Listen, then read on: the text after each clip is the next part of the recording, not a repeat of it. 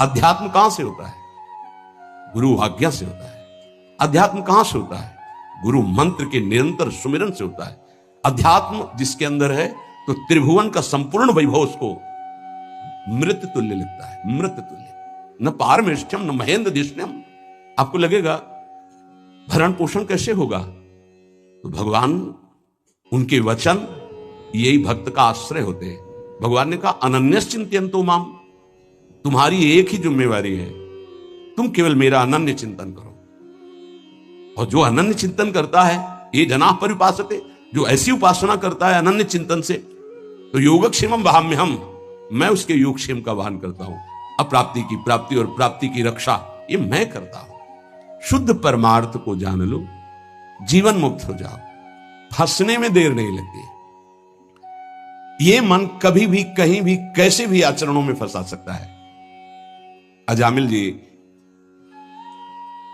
अपनी इंद्रियों की चंचलता को शासन में लेकर के अपने पिता की सेवा में गुरु भाव से लगे थे। बड़े धर्मात्मा पिता थे।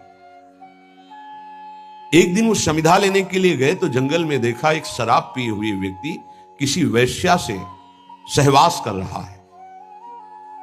अचानक दृष्टि पड़ी। शास्त्र आज्ञा करता है ऐसे दृश्य को एक बार अचानक दृष्टि पड़ने पर दोबारा ना देखा जाए और नमस्कार वृत्ति कि भगवान की माया है, आगे बढ़ जाए।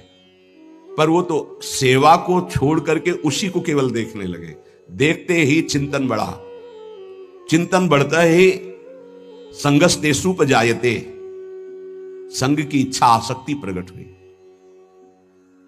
जब वो पुरुष चला गया तो उस वैश्या से मिले और कहा मैं आप पर आसक्त हो चुका हूं। तो उसने कहा मेरे जीवन का उद्देश्य ही है आसक्त पुरुषों से धन लेना, उनको सुख पहुंचाना। कहा पूरी पिता की संपत्ति सब वैभव लुटा दिया। आखिरकार उसी के पास रहने लगे, उसके दास बनकर रहने लगे। क्या क्या अमंगल कार्य करने लगे। जहां समिधा लेने गए थे यज्ञ के लिए, वहां पशुओं का हिंसा करके और मांस रांधना खाना, ये सब बहुत गंदा जीवन। एक बार थोड़ा भी कोई धर्म का अनुष्ठान करे तो धर्मो रक्षति रक्षिता, धर्म उसको बचाने की कोशिश करता है, रक्षा करता है। गांव में संत मंडली आई। मंडली ने पूछा यहां कोई पवित्र उदार संत सेवी का घर हो तो बताना, वहां आज हम रुकना चाहते। पूरी संत मंडली ठाकुर को भोग लगाएंगे, आरती पूजा और सुबह चले जाएंगे। हाँ, उन्होंने कहा सबसे ज्यादा पवित्र अजामिल है गांव के बाहर, जो वो बगीचा भी सामने वाला उन्हीं का है, वो वैश्या का था। संत स्वभाव विश्वास से होता है। संतों का स्वभाव जो सिद्ध होता है वो विश्वास से होता है। आज तक कभी ऐसा संशय नहीं होता कि आदमी ऐसा बोल रहा है तो इसमें कुछ झूठ भी हो सकता है क्या? नहीं। पर बाद में ऐसा लगता है कि इनको सत्य बोलना आता ही नहीं है। संसारी आदमी को आचार्य की बात फिर याद आती है, पाए जान जगत में सब जन कपटी कुटिल कलयुगी टंचु। कपट और कुटिलता के बर्ताव किसी और कुछ आता ही नहीं। कई बार सत्संग में प्रार्थना की कि एक जगह ऐसी रखो जहां झूठ मत बोलो, कपट मत करो।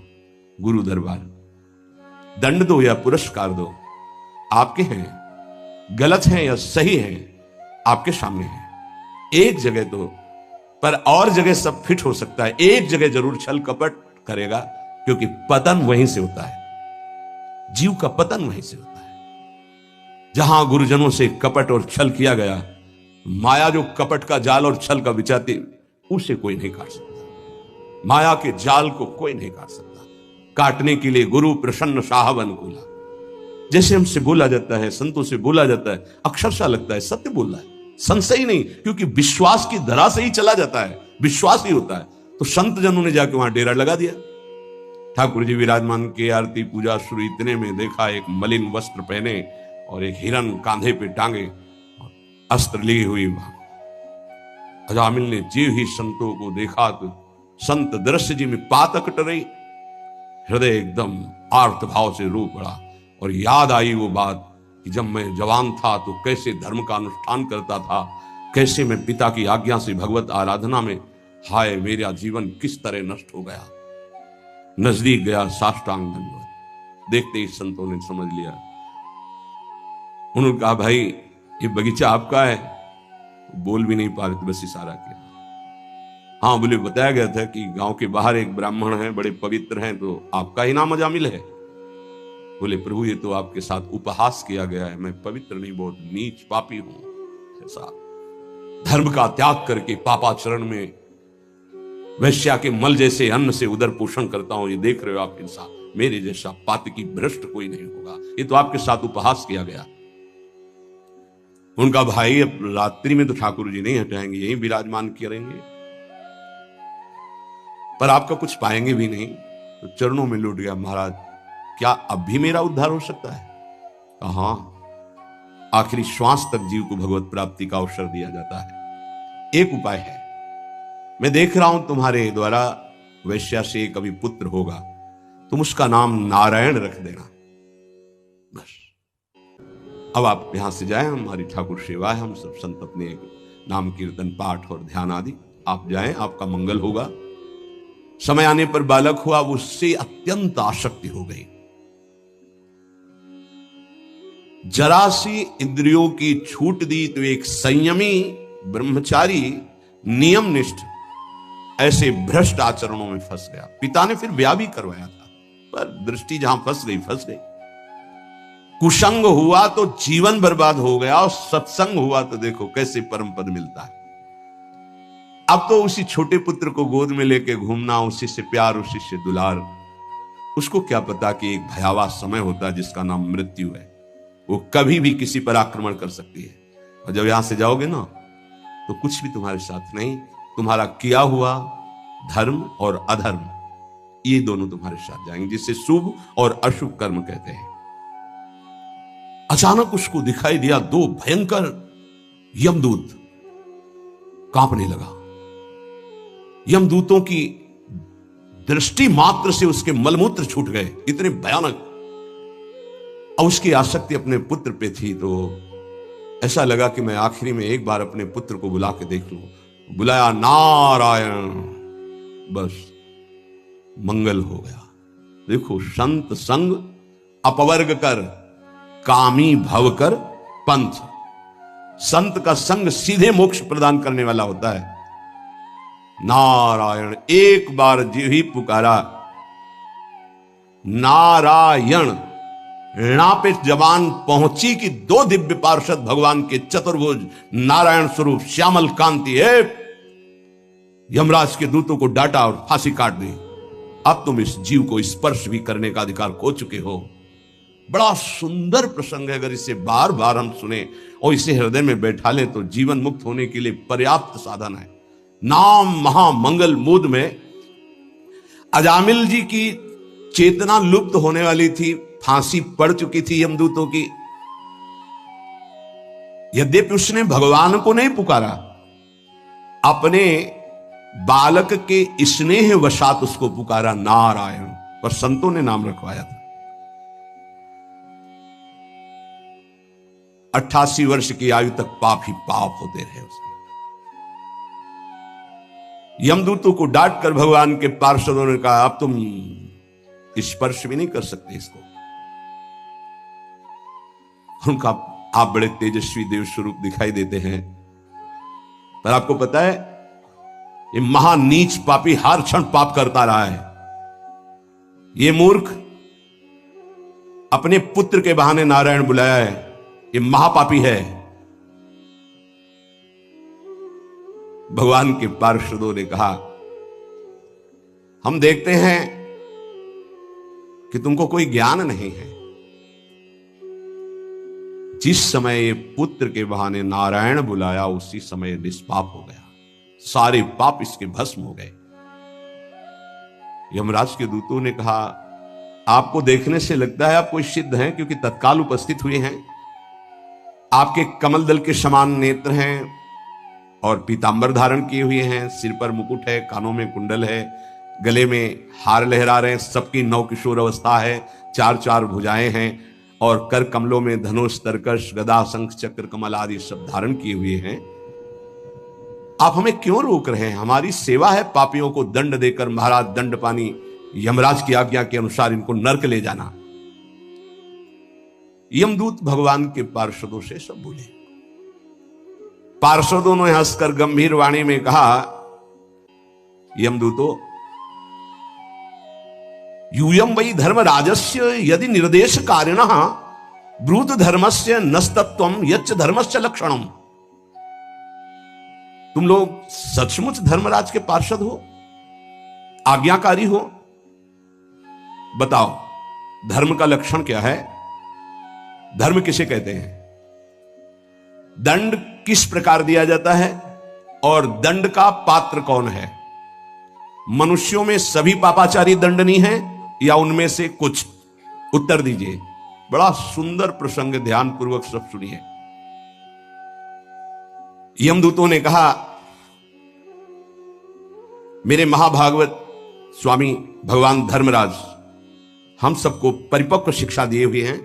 ऐसा नहीं है कि हम तनिक भी कुछ भी मनमानी बोले या मनमानी आचरण करें। आपने पूछा धर्म किसे कहते हैं? वेद प्रणहितो धर्मो धर्मस्तद्विपर्ययः वेदो नारायणः साक्षात् स्वयंभूरिति सुश्रुम। वेद स्वयं अपौरुषेय भगवान का स्वरूप है। अपौरुषेय का तात्पर्य होता है किसी के पुरुषार्थ से वेद की रचना नहीं हुई, स्वयंभू, स्वयं प्रकट हुए है। वेदों ने जिन कर्मों का विधान किया है कि ये कर्म किए जाएं, उसे धर्म कहा जाता है, और जिसका निषेध किया है कि ये ना किया जाए, उसे अधर्म, पापाचरण कहते हैं। भगवान के श्वास प्रश्वास से वेदों का प्रादुर्भाव हुआ है। महाराज, ये जगत 3 गुणों से रचा गया है, सतोगुण, रजोगुण, तमोगुण। इसी में सभी पदार्थ, सभी प्राणी 3 गुणों से ही है, सतोगुण, रजोगुण, तमोगुण। वेद गुण, नाम, कर्म, रूप आदि के अनुसार उनका यथोचित विभाजन करता है। आपको ये करना है, आपको ये करना है, आपको ये करना है, विभाजन किया है वेद ने, शास्त्र ने। ये जीव जब शरीर में आता है तो ये मन की वृत्तियों को साथ लेकर ज्ञानेंद्रियों के साथ जो पापाचरण करता है, तो उसको किसी गवाही की जरूरत नहीं दंड देने के लिए। ये गवाही हर समय उसके साथ रहते हैं। सूर्योग्नि खम मरुत गावः सोमः संध्याहनि दिशः कम कुह कालो धर्म इति ह्रेते दैहस्य साक्षिणः।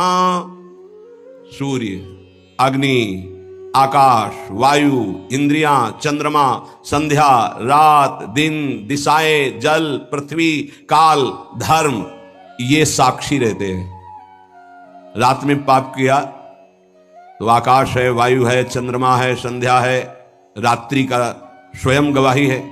दिन में तो सूर्य है, दिशाएं हैं, जल, पृथ्वी, कहीं तो पाप करोगे।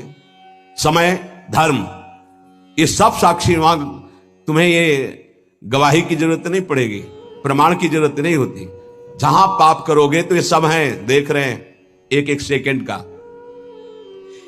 इनके द्वारा तत्काल पता चल जाता है कि कितना पापी और कितना अधर्म किए हुए है। और दंड पाणी भगवान यमराज 1 सेकंड के कम हिस्से में पूरा निर्णय कर देते हैं। पाप कर्म करने वाले को सभी को अवश्य महान दंड नरक में भोगना होता है। प्रश्न किया था क्या सभी पापी दंडनीय है? तो यमदूत कह रहे सभी को। हे निष्पाप पुरुषों, जो प्राणी कर्म करते हैं उनका गुणों से संबंध रहता है, सतोगुण, रजोगुण, तमोगुण से। इसलिए सभी से कुछ पुण्य बन जाते हैं और कुछ पाप बन जाते हैं, सभी से। देहवान होकर कोई भी कर्म किए बिना एक क्षण भी नहीं रह सकता, और कर्म तीनों गुणों के अंतर्गत होते हैं, इसलिए सभी से कुछ पुण्य होता है और कुछ पाप बनता है। इस लोक में जो जितना अधर्म करता है उसका, और जो जितना धर्म करता है उसका, वैसा ही, बिल्कुल वैसे का वैसा ही फल उसको मिलता है। आप तो बड़े तेजस्वी देव शिरोमणि हैं, आप जानते हैं सतोगुण, रजोगुण, तमोगुण, इन 3 गुणों के भेद के कारण इस लोक में 3 प्रकार के प्राणी देखे गए, पुण्यात्मा, पापात्मा और पुण्य पाप मिश्रित। पुण्यात्मा स्वर्गलोक, पापात्मा नरकलोक, पाप पुण्य मिश्रित मृत्युलोक। पुण्यात्मा लौकिक सुख, पापात्मा नरक दुख, मनुष्यलोक दुख सुख दोनों। बड़ा एकदम स्पष्ट वर्णन है, अगर आप ध्यान से सुनोगे तो तुम्हारे प्रश्नों का समाधान हो जाएगा। वर्तमान में ही निश्चित कर दिया जाता है कि आगे क्या बनेगा। ये वर्तमान के आचरण ही निश्चित कर देते हैं कि तुम्हारी कौन सी गति होगी, उसका आकार निश्चित हो जाता है। भूत और भविष्य का अनुमान वर्तमान से ही लगा लिया जाता है। वर्तमान में जैसे वो पुण्यात्मा है तो निश्चित हो चुका है कि आगे चल करके ये बनेगा, न्यायालय में जो भागवतिक न्यायालय है। पापात्मा है, तत्काल निर्णय हो गया कि मरने के बाद इस गति को प्राप्त होगा। महाराज हमारे स्वामी अजन्मा भगवान सर्वज्ञ यमराज सबके अंतःकरण में विराजमान है, किसी की गवाही की जरूरत नहीं है, वो सबको देख रहे हैं और मन से ही उसके अगले रूप को तय कर लेते हैं कि सुअर बनेगा, कुत्ता बनेगा, भूत बनेगा, प्रेत बनेगा, क्या बनेगा। भावी रूप का विचार कर लेते हैं। जैसे सोया हुआ अज्ञानी पुरुष स्वप्न के समय प्रतीत हो रहे कल्पित शरीर को अपना वास्तविक शरीर मान लेता है और अपना जागा हुआ जो शरीर स्थूल था उसको भूल जाता है, ठीक ऐसे ही जीव नया शरीर प्राप्त करके पुराने जन्म को भूल जाता है, बिल्कुल भूल जाता है। पीछे जन्म में हम क्या थे भूल गए। वर्तमान शरीर के सिवा, वर्तमान संबंधों के सिवा कुछ याद नहीं रहता। सिद्ध पुरुषों बहुत ध्यान से सुनना, इस शरीर से 5 कर्मेंद्रियों के द्वारा लेना देना, चलना फिरना, भोगना, यह काम होता है। 5 ज्ञानेंद्रियों के द्वारा ज्ञान होता है, रूप रस शब्द स्पर्श रूप रस गंध का। मन इन्हीं के साथ मिलकर के ज्ञानेंद्रिय और कर्मेंद्रिय से ये विषयों को भोगता है। ये 3 गुणों के द्वारा प्रेरित होकर के वैसे ही कर्म करता है। बार बार जन्म पे जन्म, मृत्यु पे मृत्यु ये भोगता चला जा रहा है और पाप कर्म पुण्य कर्म ऐसे बनते चले जा रहे हैं। जो जीव अज्ञानवश काम क्रोध लोभ मोह मद मत्सर इन 6 शत्रुओं पर गुरु कृपा से विजय नहीं प्राप्त कर लेता, उसे इच्छा ना रहने पर भी विभिन्न वासनाओं के अनुसार पाप कर्म करना पड़ता है और पाप कर्म का दंड अवश्य उसे नरक में भोगना पड़ता है। बहुत एकाग्र और ध्यान पूर्वक भी बहुत निर्णायक बात कही जा रही है। ये विकार नष्ट कर देते हैं। रेशम का कीड़ा जैसे अपने को ही नष्ट करने के लिए रेशम पैदा करता है, क्योंकि रेशम निकालने के लिए उसे उबाला जाता है, ऐसे ही कर्म जाल में फंस कर अपने आप को जलाता है, नरकाद में भयंकर पीड़ा प्राप्त करता है। अपने हाथों ही अपना शिकार बन जाता है कर्म का। कोई शरीरधारी जीव बिना कर्म किए एक क्षण भी नहीं रह सकता। प्रत्येक शरीरधारी कर्म करता है तो 3 गुणों के अंतर्गत, सतोगुण रजोगुण तमोगुण। सतोगुण तो कोई बिरला ही होता है, नहीं रज तम पापाचरण ही करवाते रहते हैं। अपने पूर्व जन्म के पाप पुण्य संस्कारों के अनुसार उसको स्थूल सूक्ष्म शरीर प्राप्त होता है और उसी के अनुसार कभी वो स्त्री शरीर कभी पुरुष शरीर, और उसी के अनुसार संस्कार स्वभाव, और वैसे नवीन कर्म उससे संस्कार स्वभाव नवीन कर्म, नवीन जन्म, फिर मरण, फिर जन्म, ये चक्र चल रहा है। प्रकृति का संसर्ग होने से वो भूल जाता है कि मैं स्त्री नहीं, मैं पुरुष नहीं, मैं सच्चिदानंद बपू भगवान का अंश हूं। प्रकृति के संसर्ग से, शरीर के संसर्ग से वो भूल जाता है। ये विपर्य केवल एक से दूर हो सकता है, ये भ्रम केवल एक से दूर हो सकता है, श्री भगवान का नाम जप भजन। हे देव सिद्धो, आप जानते हैं कि अजामिल पहले बड़ा शास्त्रज्ञ था, व्रतधारी था, सदाचारी था, विनयी था, जितेंद्री था, सत्य पे चलने वाला था और पवित्र भी था। इसने गुरुजनों की भी सेवा की, अग्नि की उपासना की है, पर एक गंदा आचरण देख करके अपने को संभाल न पाया और भ्रष्ट हो गया। देख लो, शास्त्र है। एक दिन ये पिता की आज्ञा से वन में फल फूल समिधा लेने गया और लौटते समय एक कामी पुरुष के द्वारा होते हुए वैश्या से सहवास का दर्शन करके काम से युक्त हो गया। बस ये अपनी इंद्रियों को संभाल ना पाया और उसी नीचता में जाके फंस गया। यद्यपि इसने बहुत धैर्य धारण करने की कोशिश की पर भ्रष्ट हो गया। काम पिशाच ने वैश्या को निमित्त बनाकर इस धर्मात्मा को भ्रष्ट कर दिया। अब ये सारी शास्त्र मर्यादाओं का उल्लंघन करके मनमानी पापाचरण करने लगा। वैश्या का संग, वैश्या का चिंतन, वैश्या का सहवास पूर्ण भ्रष्ट मलिन हो गया। ये वैश्या को प्रसन्न करने के लिए सुंदर सुंदर वस्त्र आभूषण कैसे दे तो चोरी करने लगा, हिंसा करने लगा। स्वच्छंद चारणी वैश्या इसको तिरछी चितवन से अधीन कर लिया। अब इसको यही पता नहीं चला कि मैं पाप कर्म से इसका भरण पोषण कर रहा हूं। अन्याय से, घोर हिंसा से, चोरी से वो छीन छीन कर धन लाता और उस वैश्या को देता। इस पापी ने जीवन भर शास्त्र आज्ञा का उल्लंघन करके पाप किया है, निंदनीय कर्म किया है। ये वैश्या के मल समान अपवित्र अन्न और शरीर का सेवन करता रहा है। इसलिए मैं इस पापी को यमपास में बांधकर भगवान दंड पाणी यमराज के पास ले जाऊंगा, घोर नरकों में इसको ताड़ना देकर पवित्र करूंगा। भगवान के नीति निपुण एवं धर्म के मर्म जानने वाले पार्षदों ने जब यमदूतों का ये उपदेश सुना तो भगवान के पार्षदों ने कहा, यमदूतों अहो कष्टम धर्म दृशाम धर्म स्पृशते सभाम यत्रा दंडेषु पापेषु दंडो यैर्ध्रियते वृथा। ये तो बड़ा आश्चर्य का विषय है। आप अपने को धर्मराज के दूत कहते हो, धर्म का भी उपदेश कर रहे हैं, लेकिन तुम्हारे जीवन में धर्म के द्वारा अधर्म नहीं होना चाहिए। अब तो घोर अधर्म होने जा रहा है। अब तो तुम निरपराध को दंड दे रहे हो। भगवान के पार्षदों ने कहा, जरा ध्यान देकर सुनना, इसीलिए कह रहे अब ये निरपराध है, अदंडनीय है। तुम्हारी सामर्थ्य क्या तुम इसको दंड दे सकते हो? निरपराध को दंड नहीं दिया जाता। देखो, सत्पुरुष जैसा आचरण करते हैं साधारण लोग वैसा ही अनुकरण करते हैं। अपने आचरण के द्वारा सत्पुरुष जिसको प्रमाणित कर देते हैं उसे धर्माचरण कहते हैं, उसी का लोग अनुकरण करते हैं। साधारण लोगों को ज्ञान नहीं होता, वो तो पशुओं की तरह होते हैं, उनको धर्म अधर्म का ज्ञान नहीं होता। वो किसी सत्पुरुष पर विश्वास करके उसकी आज्ञा के अनुसार चलते हैं, उसके चरणों में सर रख करके निश्चिंत होकर बेपरवाह होकर के वो भगवत मार्ग में चलते हैं।